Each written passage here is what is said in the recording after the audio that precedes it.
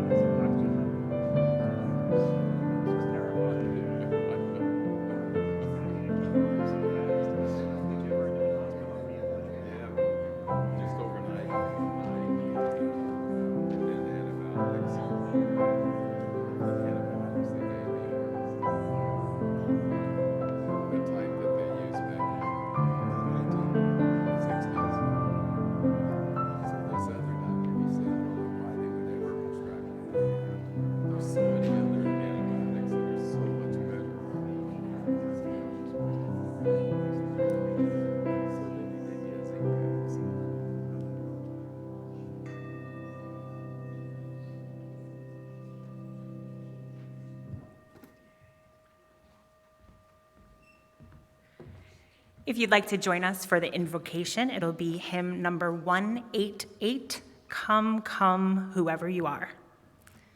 Good morning, everybody. So we're going to start singing this song all together, and then we're going to break into two parts. Everybody, can you guys hear me? There, now we see. Everybody from the center aisle that way, you're going to be with Jeffrey. Everybody from the center aisle this way, you're going to be with Ed. But we're all going to start together. I'll play it once, and then we're all going to sing it together once, and then we're going to try it around.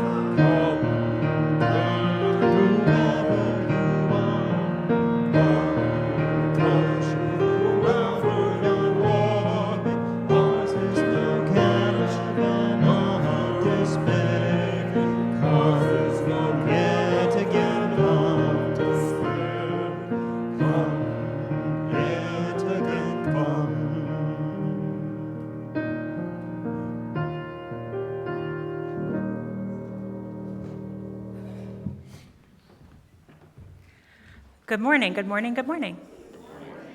Welcome to Emerson Unitarian Universalist Congregation, especially if it's your first time, or one of your first times, or your first time after a long time. We are glad that you're here. If you have felt out of place or like you didn't belong, maybe around a holiday table just in the last few short days, we hope to fill your spirit today with music, seeking meaning, and most of all, a supportive and welcoming community. I am Sara Drew. I am the office administrator here at Emerson and also a seminary student at Emory's Candler School of Theology, and I am grateful to be your worship speaker this morning.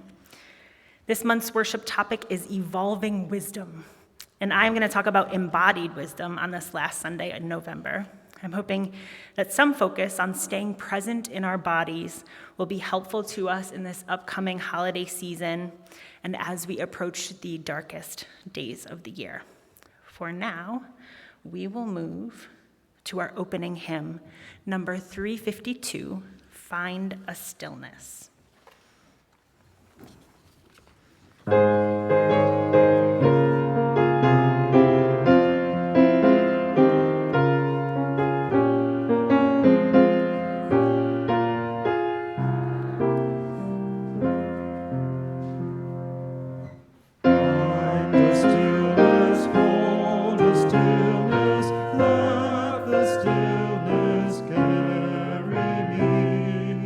Find the silence, oh, the silence.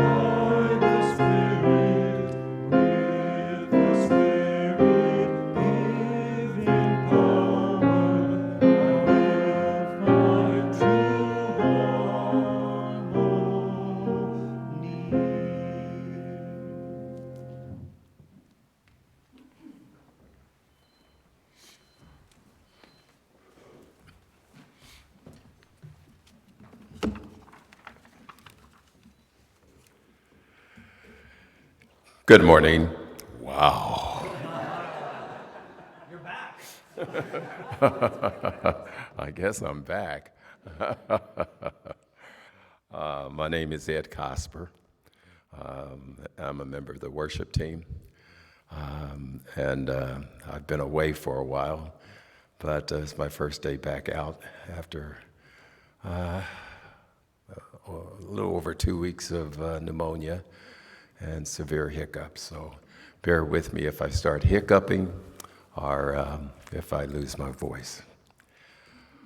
I extend my welcome to each of you today, and I'm so glad you are here.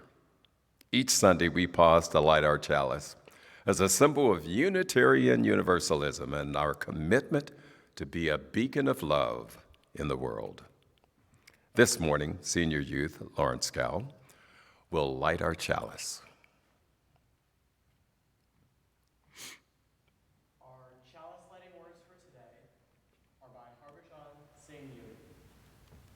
Your mind, emotions, and body are instruments, and the way you align them determines how well you play life.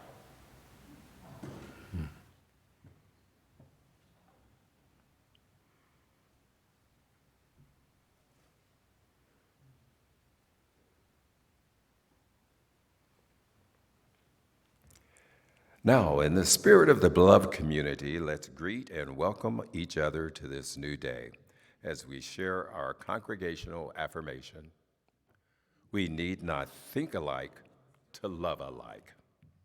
Those in the sanctuary, feel free to move around to offer a greeting to others.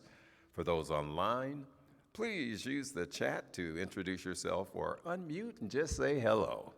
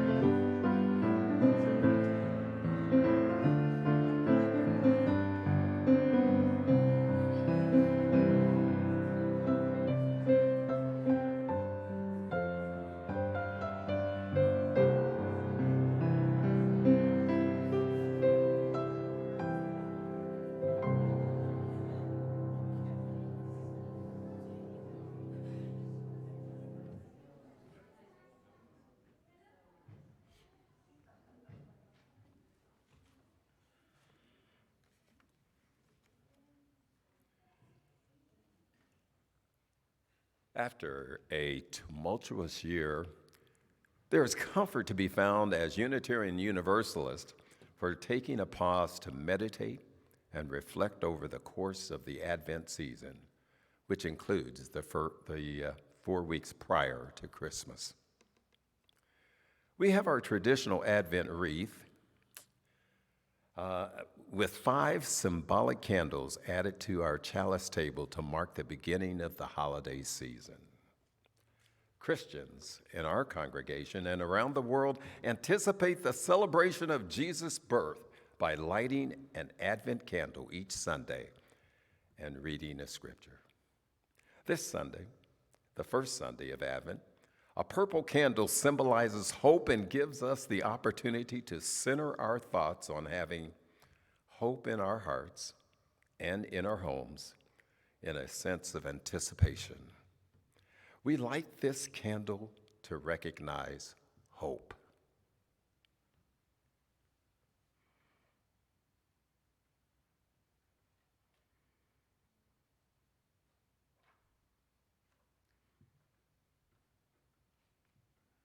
May hope rise up in our spirits in a tangible and life-affirming way. Blessed be.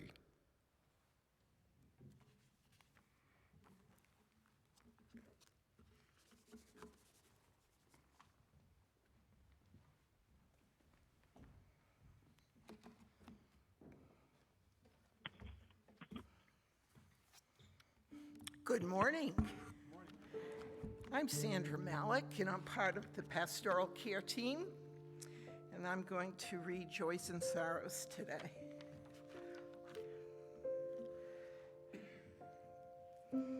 At this time in our service, we pause to reflect on and share our joy, sorrows, and concerns in our lives and light candles of our shared care. Concerns in our lives, ups, and light candles in our shared care. Before the service, we light 3 candles holding our collective sorrow and hope.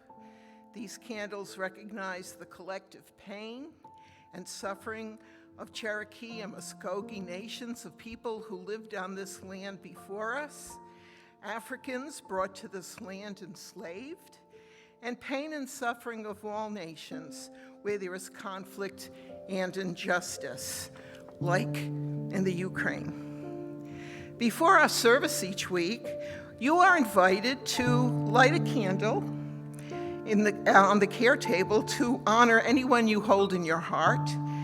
And those participating online are invited to light a candle of care and put it nearby at their home. May all of these lights humbly remind us of our interconnection and the impact of our collective actions. And may they be a light of hope for peace among all people. We now honor our personal joys, sorrows, and concerns. Each week, you're invited to write a personal joy, sorrow, and concern in our care book, which is left in the back of the church before service. Or you can email us. Our address is pastoralcare@emersonuu.org. Okay, and together let's celebrate these joys and share with me here. A.J. Paulson. This is a concern.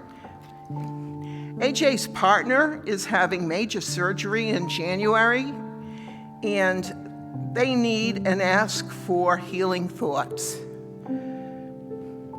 Patricia Johnson, she wants us to know that Morehouse Spellman Holiday Concern is back in person. It's going to be the first weekend in December.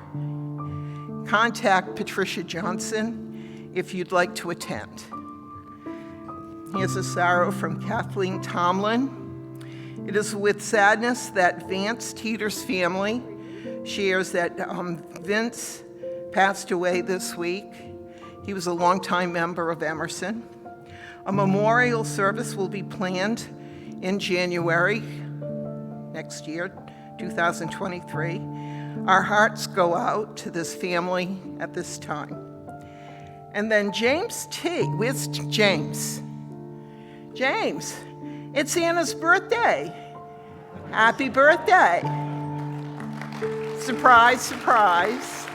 Okay.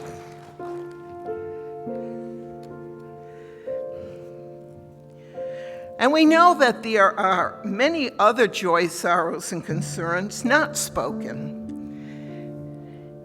As Sara lights our candles, please feel free to say out loud or type into chat if you're online the name of someone you are holding in your heart today.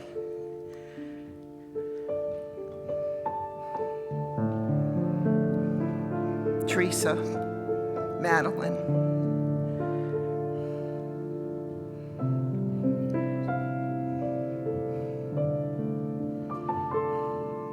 Please join me in a moment of silence as we allow ourselves to feel part of this community of care.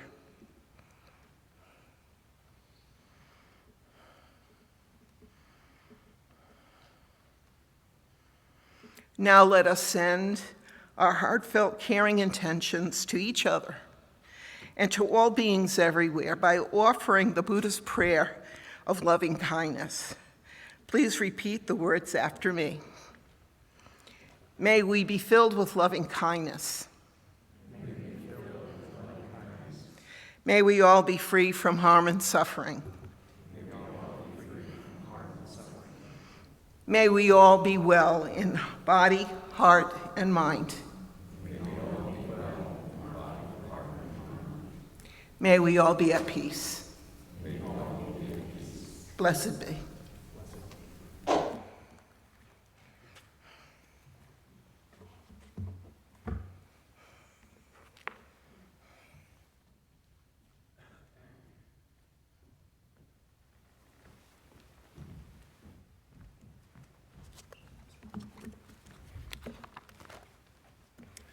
One way we seek to share loving kindness is by partnering with other organizations who work to bring love, kindness, and justice to the world. Today, we share our basket with the Atlanta chapter of the Climate Reality Project. They are a group of passionate individuals who've come together to solve the greatest challenge of our time. They strive to play a crucial role in promoting clean, efficient, and sustainable consumption, energy generation, and transportation practices, while promoting an equitable division of benefits and costs throughout Georgia and the Atlanta area. We encourage each of you to support this vital work. Please offer a donation as you are able and take one of the cards that describes the ways to give electronically. Ways to give are also posted in the chat. All donations, unless otherwise specified, are shared equally with Emerson and our partner organization. I might add just one other thing today. Each Sunday, we would like to ask each of you to bring 2 cans of food to feed those who are in need. We have the Must Ministry barrel out in the narthex, and if we can just fill 2 barrels every month, boy, we would be really stepping up. So put that on your reminder, 2 cans. So now, if we can do the donations.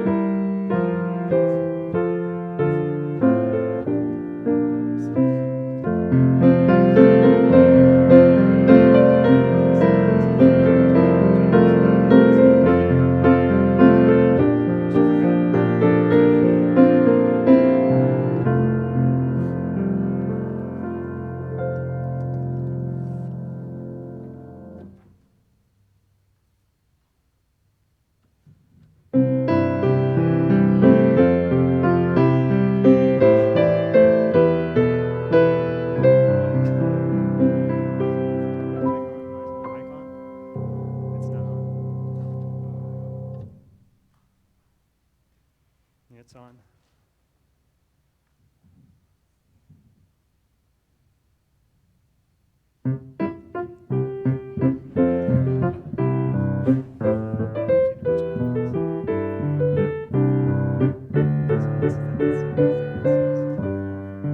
Yes, thanks for coming up for a story time.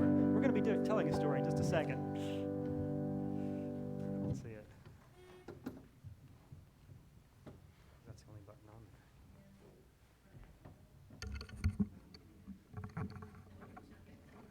Yeah, look.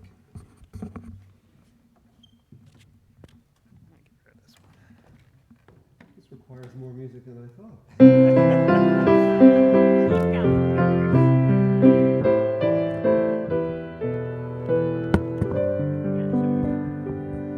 All right, this is better. Okay, so slightly awkward, but at least you can hear me. All right, so this story today is about a time when, if you've ever had this kind of thing happen where you're going to have this family activity and your parents say, oh, okay, you can bring one toy with you. And so you grab that one toy, your favorite toy, or maybe, if you're older, you bring your phone, something like that. But when you go on your trip and you get so into this thing that you brought that you kind of forget about why you went and get distracted. And the stories also has a fox in it. So, I always like telling stories that have animals in it. So this story is called Arthur and the Fox by Juliet LeBaron. So one Sunday after lunch, Arthur was playing at home when his parents asked, "Arthur, should we take a walk?" "Oh, yes," Arthur answered. So Arthur grabbed his favorite toy, a stuffed fox, and went out with his parents. They went up the hill and followed the path leading to the forest. Arthur enjoyed taking a stroll, but he stared down at his feet and often kept checking that toy and make sure it was all right, so he wasn't going very fast. His parents told him, "Arthur, stay close to us so you don't get lost." Arthur was about to answer when he looked up from his feet and stopped suddenly. He could no longer see his parents, only trees and bushes. He called them, "Mom, Dad, where are you?" Nobody answered. Arthur was afraid. He sat down and thought very hard, "Okay, where are my parents? How am I going to find my way home?" The forest seemed very large and threatening. Suddenly, a dark shadow came out from a bush and stopped right in front of him. "Hello," said the dark shadow. "Why are you sad?" Arthur looked closer and saw that it was a fox, a real one, with sharp eyes, slim paws, and a fluffy tail. "Oh, hello," Arthur answered. "I'm sad because I can't find my mom and dad." "Oh, they shouldn't be very far away," the fox said. "Come with me, we will find them." Arthur got up and followed the fox's fluffy tail. "Do you live here?" he asked. "This forest scares me." "Yes, I live in the forest," the fox answered, sniffing yellow flowers here, red flowers there. "I know it by heart. I know it by day when it's hot, when the air is heavy and the smells are strong, and I know it by night in the fresh, cool air, and I gaze at the stars from the hilltop." The fox kept on walking and looked at everything around him. He stopped and turned to Arthur. "Look at the trees," he said. "These are pines. They smell good." So Arthur thought, "Give it a try." And he smelled the perfumed air, which kind of tickled his nose with that piney smell. The fox started walking again and soon stopped again next to a rock. And he said, "Touch that white stone," he said. "It's kind of soft." So Arthur put his hand on the cool, smooth stone and then placed it on his cheek, which was warm. Next to the white stone, there was a gray rock with green moss, but also purple flowers and yellow flowers, so many colors. After a few moments, the fox said, "Listen to the cicadas. They sing all afternoon when it's hot." Arthur could barely hear him because the cicadas were singing very loudly.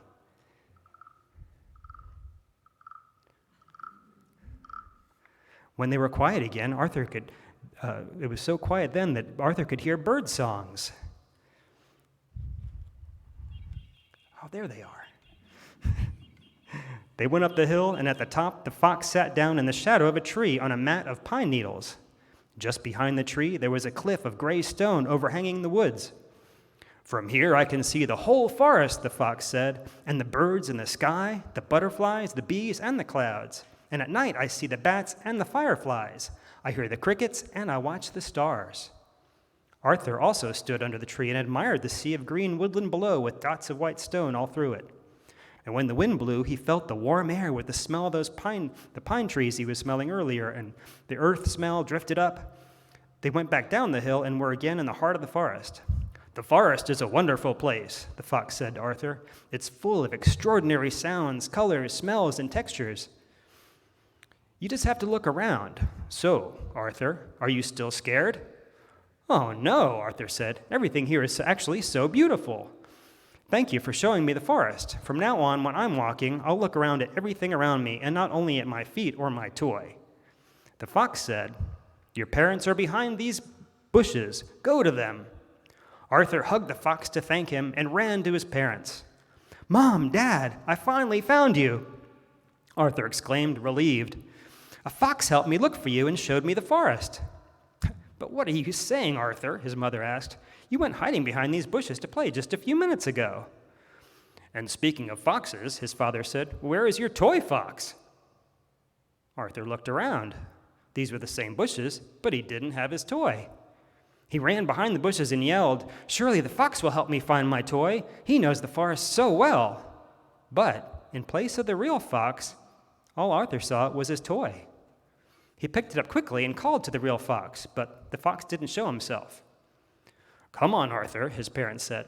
"Let's go on with our walk. Besides, foxes are very shy. You know, they like to hide." Arthur started walking again and kept looking around him to see the fox. He looked at the trees and the flowers. He smelled the pines, touched the rocks, and listened to the cicadas and birds. Then he remembered it was the fox who had helped him enjoy the forest. So he hugged his toy fox very tight and said, "Thank you." That's the end. All right, shall we sing our song of dedication?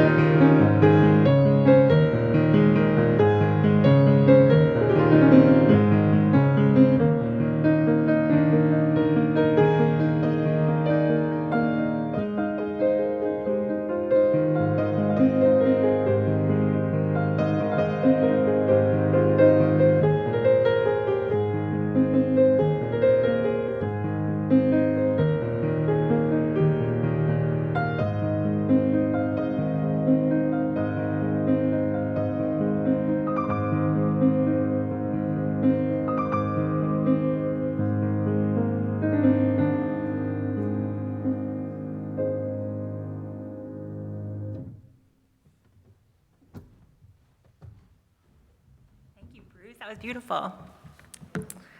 All right, a couple notes before we begin. You know it's going to be good when there's like disclaimers right up front, right? Okay, so throughout our time together this morning, I'm going to invite you to try some gentle movement. You're welcome to get out of your chair, but I won't be inviting you quite that far. This is only an invitation. You are absolutely encouraged to determine what you feel comfortable doing and not doing as we go. I actually think that is the most important practice you can try on today.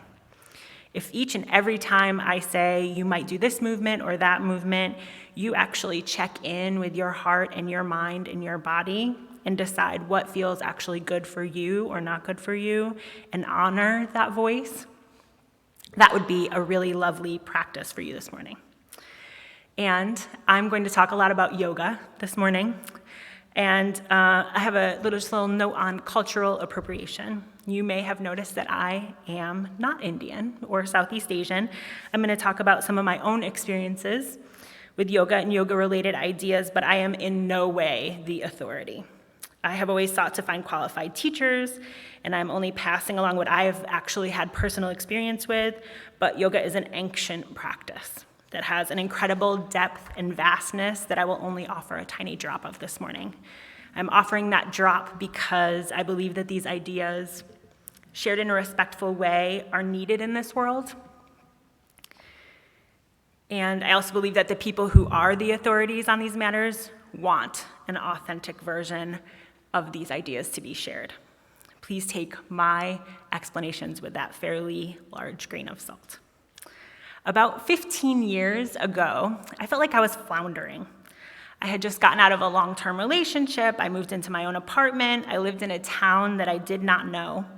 I decided I need a hobby. I looked up nearby yoga centers and found one. I saw on their website that, starting very quickly, was an upcoming yoga teacher training program. And immediately, I was all in. I don't know how many of you can relate to this, but I always immediately go to the extreme. That's what I do. It has been what I do for so long that I now have this secondary counteraction that is like, hold on, wait a second. And my compromise at that moment was, okay, I'll go and at least take one class there before I actually decide, right? So I did. I went to take that class. And I wouldn't be telling you this story if it didn't work out, right? I took one class, which I still knew was like, jumping off the cliff. But I was like, okay, that was my compromise. It worked out. I'm going to do it. So I embarked on this year-long yoga teacher training program. I loved it. That first class was an hour and 15 minutes long. There was 1 hour of movement, 10 minutes of shavasana, which is a yoga pose in which you lie flat on your back in a prone position, and 5 minutes of seated meditation. My floundering had taken a vacation, and so I felt encouraged to keep going on that path. I felt, albeit momentarily, peaceful. I liked the teacher, I liked the place, it seemed right. The kind of yoga I practiced was classical hatha yoga. We followed yoga's eightfold path. I feel like our societal understanding of yoga in the United States is unfortunate, really. I feel like most of us, and maybe you, not you personally, but I think as a culture, we sort of imagine a thin, wealthy white lady twisting herself up into a pretzel on a rectangle of colored rubber, right? That's what we think of yoga. But those physical poses of yoga are only one of those steps on the eightfold path, and it's actually the fourth of the steps. So there's lots to come before that. All those steps leading to enlightenment. You might have guessed I haven't quite made it that far yet. I could right now and have talked about the lessons that yoga taught me for days and days and days. But I chose 3 important things that I want to share with you this morning. My first revelation was that I spent my whole life breathing wrong. I had a little existential processing to go along with that. My teacher explained it this way: babies breathe perfectly. You can watch their little bellies rise and fall steady, smooth exchanges, inhale and exhale. They take a natural breath and their chest and stomach lift. They take that natural breath out and their stomach sinks. After some investigation, I realized I was doing the exact opposite. I had been that baby at one point doing it naturally, and somewhere between then and now, I had completely reversed it. There are other ways we can tell something is awry as well. Breathing exclusively through your mouth, really short breaths, or shallow breathing, all leave us some room for improvement. Because, and this is the existential piece that I was battling with there, the qualities of our breath contribute to the qualities of how we feel. I was breathing backward, essentially. I'll let you silently figure out what that meant about me, right?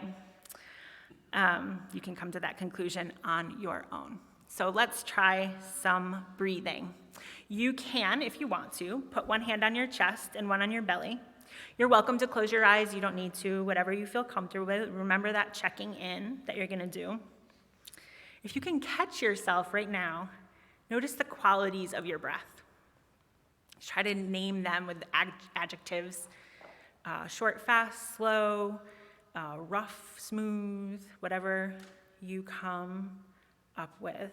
It's really hard to notice what's happening because as soon as you start paying attention, right, I do what I want to do, right? So if you can catch yourself, notice that. And then start to draw your breath in and out through your nose to the best of your ability. All of this stuff I'm saying hinges on our ability to do it, right? So take that into consideration. You might have a stuffy nose. You might have a deviated septum. You might not be comfortable breathing through your nose. All that is valid. This is not an exercise in forcing ourselves to breathe.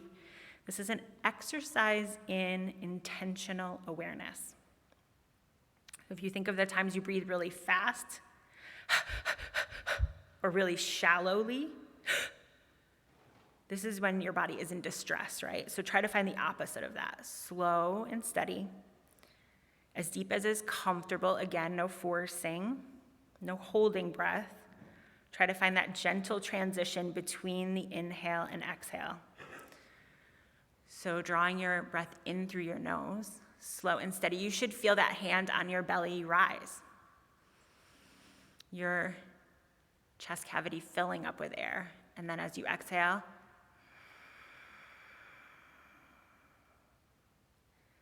your diaphragm, your belly, your chest should contract. See if you can follow your inhale from the tip of your nose, lifting that hand on your chest, lifting that hand on your belly, and then exhaling, letting that hand on your belly fall back in, letting the hand on your chest fall back in, and exhaling now that warm air back through your nose. I'm going to be quiet for a moment to let you hear your own self.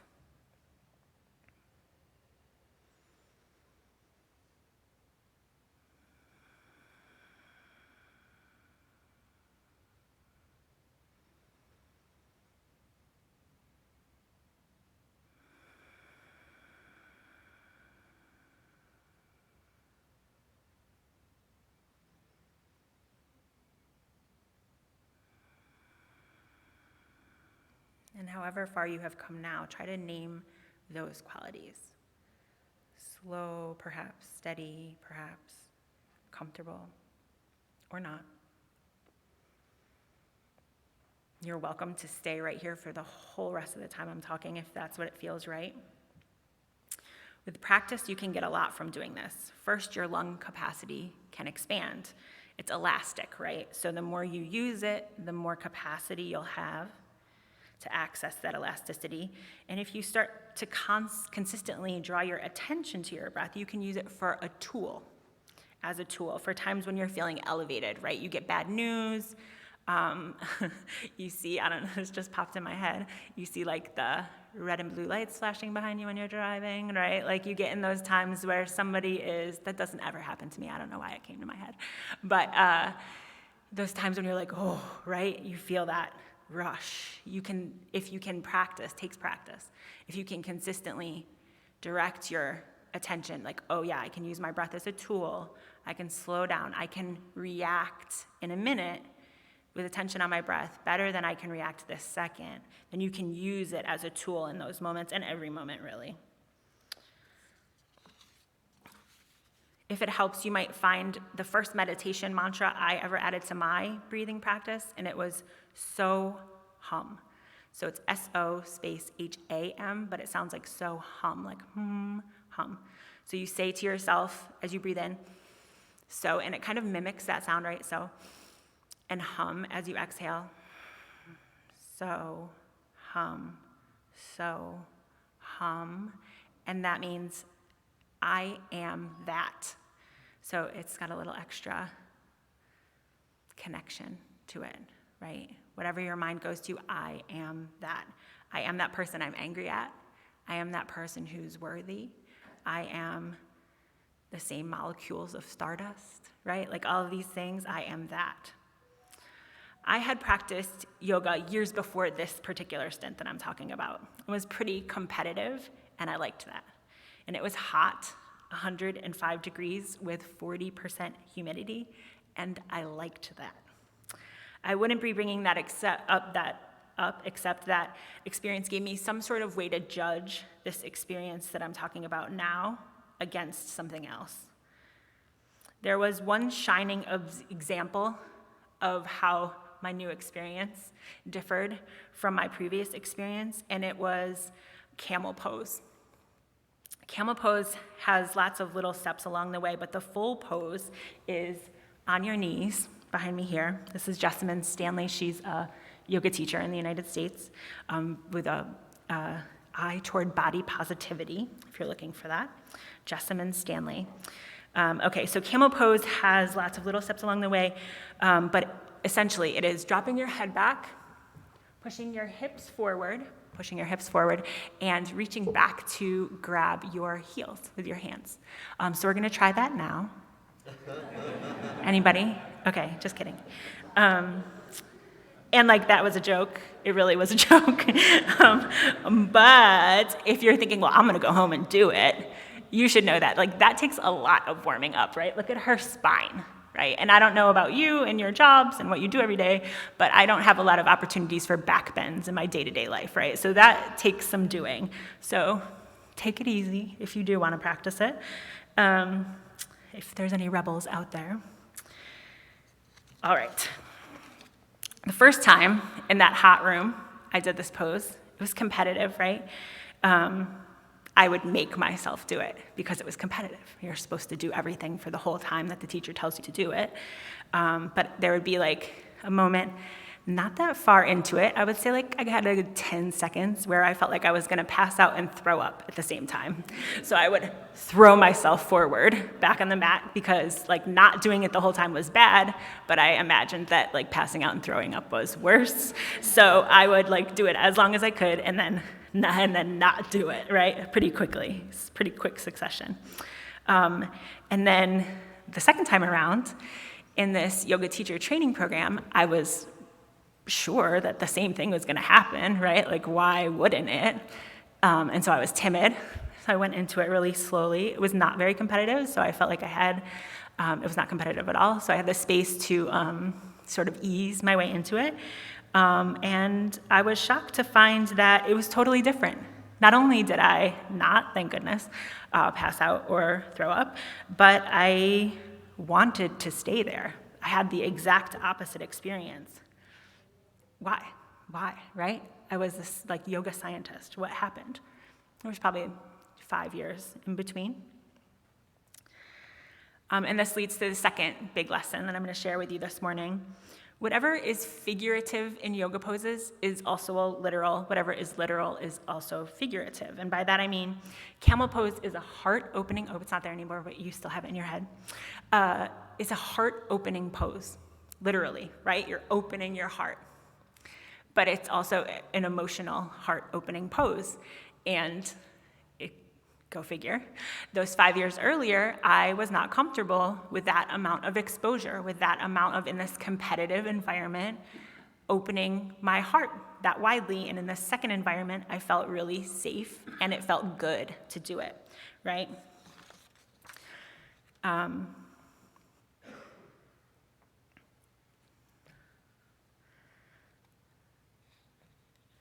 And just to refer back to that, the more you practice, right? There's lots of steps along the way. First, you would get on your knees, and that's really uncomfortable for some people. And then you would have to make your hips flexible so that your butt could hit the floor right between your feet, which can be really uncomfortable. And then you can push your hips forward, and then you can drop your head back, right? So there's lots of little increments. But just like that lung capacity, the more you practice it, the bigger you can get. And just like physically opening your heart, emotionally opening your heart takes those same steps, right? A little at a time, a little practice here, a little practice there. It takes time and courage and the impetus to want to do it. So we're not going to try camel pose, but we're going to try something that we can do in our seats that mimics it. So you might start, and again, remember, if it doesn't feel good to you, don't do it. You might start just rolling your head around your shoulders nice and slow. Maybe you have been sleeping on your cousin's couch like I have been, dog sitting for 4 days, and so that feels really like a lot. But you can find all the cricks and creaks and start to soften there. You might drop your right ear toward your right shoulder, your left ear towards your left shoulder.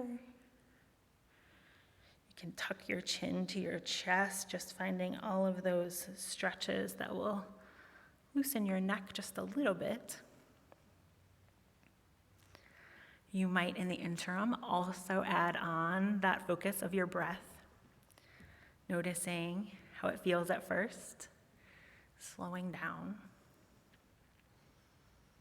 You might turn your chin to look over your left shoulder and your right shoulder. And then if you want to, you can bring your hands behind your back, maybe even hands on hips, or sort of cross behind your back. And you can begin to lift your chin. So there's your seated, minimal camel pose. You can push your chest forward. Maybe you can find that little curve in your lower back. Noticing how it feels, noticing your breath, stretching.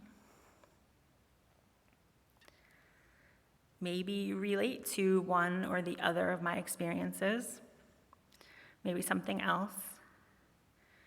Notice that. Notice what it feels like. You are not noticing to tell yourself you're doing a good job or a bad job. You're noticing just to notice, which I think is something most of us don't do. But here your job is to be a scientist and not a judge. You are not innocent or guilty. You are figuring out what it feels like to be a person in your body. Our body gives us so many signals. I think most people ignore them. Think of how many times you've heard the words, "I don't have time to be sick," maybe from yourself or someone else. Camel pose gave me the evidence that I needed to start to listen to and honor those signals. And I hope this little version, or maybe a bigger version, if you practice yoga, or someday might, will give you that evidence too. Again, feel free to keep paying attention to your breath, keep practicing that heart opening if you want to. Eventually, I did become a yoga teacher, and a few years after that, my teachers asked a fellow student and I if we would be interested in becoming owners of the same studio. We did, and I started down a path, because it was like a business decision, of becoming a prenatal yoga teacher. And I don't have children. I've never been pregnant, and I did it because it was the right thing for the business to do. But I got probably the most rewards from teaching prenatal yoga. And I learned there about another path, another tool, the labyrinth. You all might be familiar with the labyrinth already. We celebrate World Labyrinth Day here at Emerson once a year. If you're not familiar, AV is going to put up a picture of a labyrinth there momentarily. It is essentially a walking path. That is a bird's eye view of the Chartres labyrinth in Chartres, France. It's one of the most famous labyrinths in the world. So if you can see on the left-hand side, that's the entrance, and it's a walking path. And it's unlike a maze. It looks like a maze, but if you're unfamiliar, it's not a maze. And the reason why it's not a maze is because there's no wrong turn, right? You can't get stuck. Like in a maze, you can go the wrong way and get stuck and have to find your way back out. A labyrinth, there's one way into the middle, but it's not necessarily a spiral. It goes close and far out, and you can't plan your path. That's the whole point, right? And the narrower the walking path, this one is pretty narrow. Most of them are pretty narrow. The reason why they're pretty narrow is because you have to concentrate to stay on the path. If it was really wide, you could sort of meander a lot more easily, and that would let your mind meander a lot more easily. But here, you're focused on your steps, so you're staying in the path, and you can't plan how close you are to the middle, because without that, you would be, right? You would be thinking, okay, 3 more rungs to the center, and then I'm going to get to the center, and then I'm going to turn around, and I'm going to come back. But not all journeys, most of our journeys, are like that. And the labyrinth is a metaphor. It can be a metaphor for a journey. There's a beginning, there's a middle, and there's an end. And you have the opportunity to take in what you want to take in and take out what you want to take out. And you can't plan it, much like pregnancy and birth, much like life, much like a single day for some of us, right? It gives us this opportunity to move through the emotions we have without planning. So obviously, I highly recommend walking a labyrinth, but they're not always so accessible. I would like to also recommend my very favorite labyrinth. If you ever get the chance to go to Ghost Ranch in Abiquiu, New Mexico, it is the most beautiful desert, high desert mountain labyrinth that I've ever seen. Yeah, let me know if you're going. I'll come with you. I highly recommend that one. There are other ways to do it, right? There are things called finger labyrinths, which is like a board usually, or like a piece of cardboard where you can just do it with your finger, right? I also feel like using beads, like meditation beads or a rosary, that kind of thing, moves you through, right? Think of this like metaphor as being literal thing, as something really significant. So it doesn't have to be a grand gesture, especially if you're not capable of walking a labyrinth or having access to a labyrinth. You have all these other options. So you can start to think of it like that. There's a lot of speculation and some science to support labyrinths. But the point is that we can't plan it. We have to let go of knowing what will come. There is some scientific evidence, too, that surmises that making those left turns and right turns as you go balances your brain chemistry, which is really interesting. The research on that is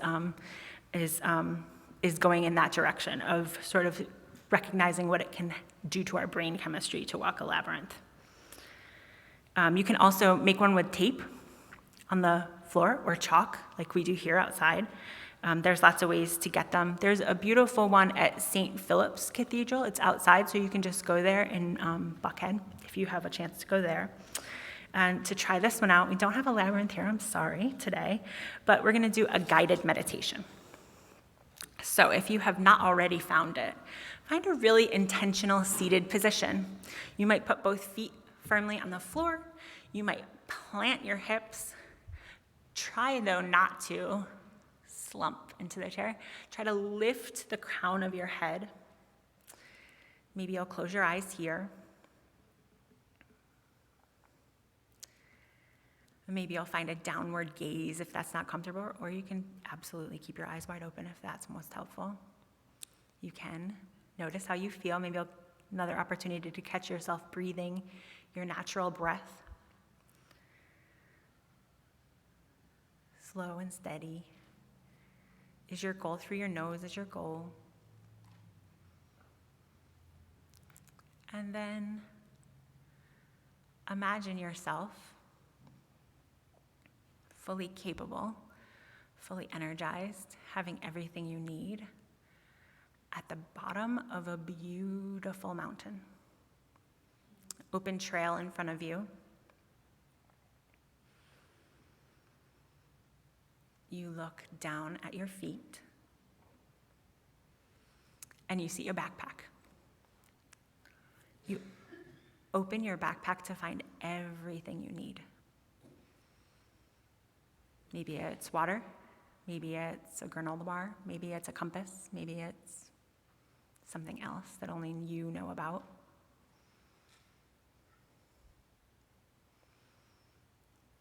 You're assured that you're capable and you have everything you need and you're ready to start off on your hike to the top of this mountain. Pick up your backpack and you start walking. Maybe you'll draw your attention back to your breath. Maybe you'll notice this thought that keeps coming.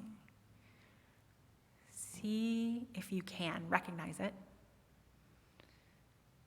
in this like, hello, nice to meet you fashion, and then let it go.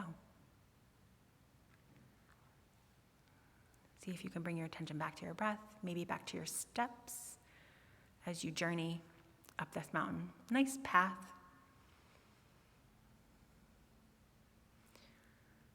As you go along, you notice you sort of like feel weighed down, like this weight on your shoulders. You didn't really recognize it, but now that you're tuning into it, you're like, oh, this is really slowing me down. And also, I don't need this thing. You might ask yourself, what is that?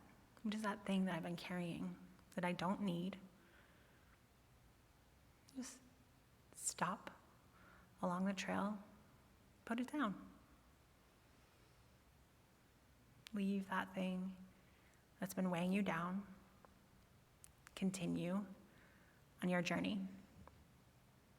Walking, walking, walking, you pass violets, pine trees, and pine cones. You hear bird song.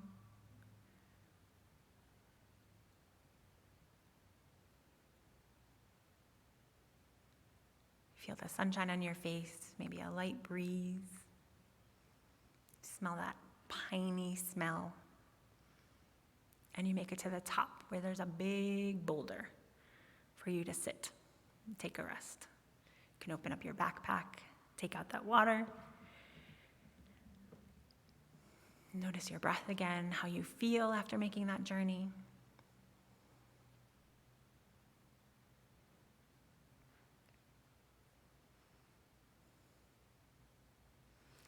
You feel something in your pocket. You reach in, you feel it, pull it out. It's a note. It says, I know you really needed this. I got you this gift. And you're like, who gave me a gift? What did I need? What? You look the side of the clearing. It's exactly what you needed in a box. You walk over and you're like, I did need this thing. Notice what it is. Express some gratitude for having been offered that thing. Maybe putting it in your backpack or your pocket, or putting that on your shoulders where that thing that was weighing you down was before. You can, with satisfaction, start your way back down the mountain trail. Noticing how you feel again. Noticing who you would want with you.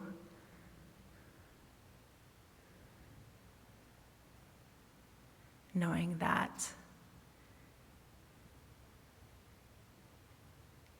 you can reach out to them when you get to the bottom of the mountain, whether in the flesh or through spirit.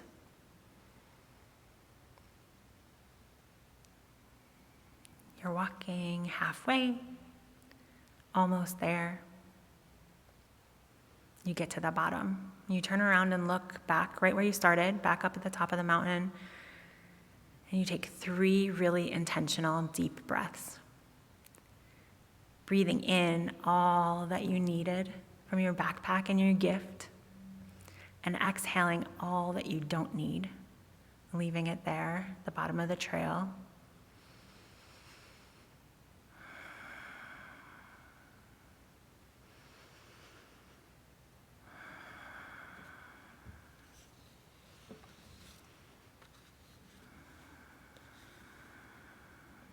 And when you are ready, you can blink open your eyes if they're closed. Maybe find that gentle movement again to wake yourself out of your guided meditation. And we are going to move now. Thank you so much. We're going to move now to our closing hymn, which is number 168. One more step after that mountain journey.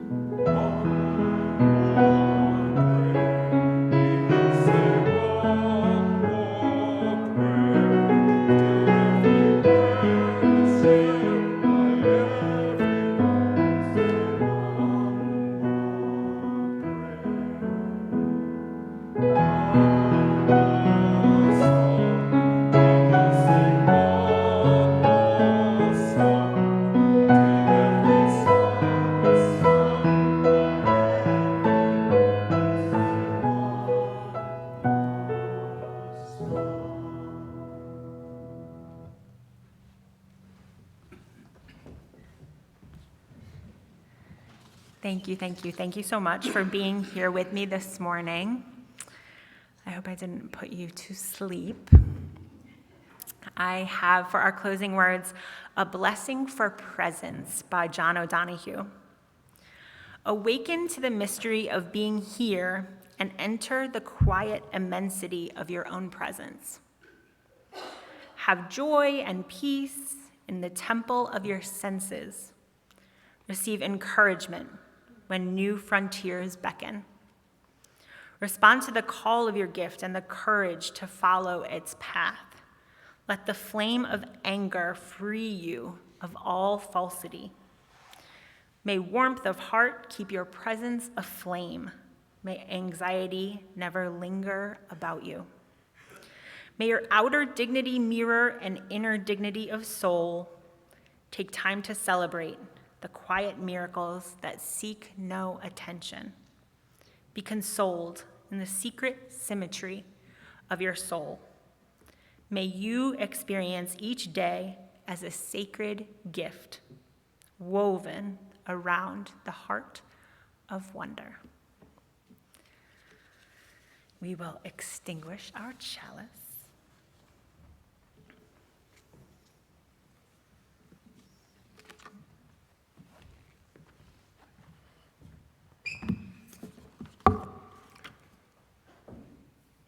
Sara, thank you.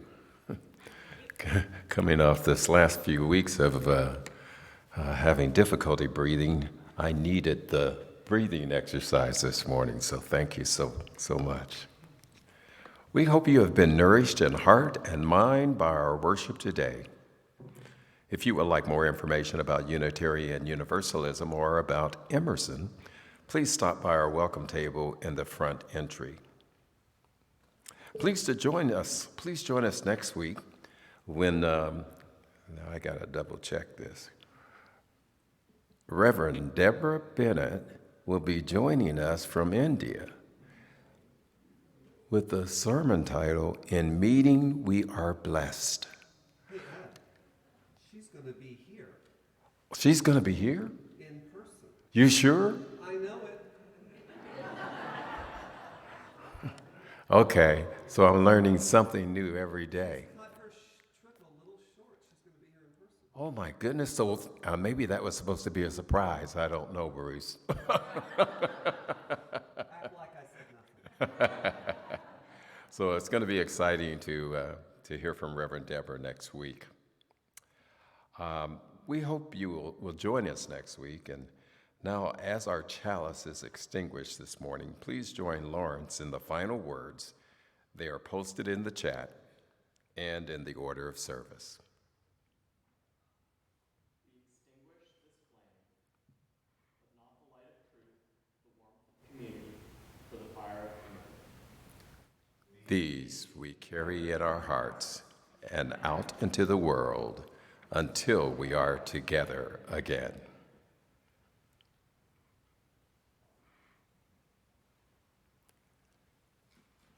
Thank you, Lawrence.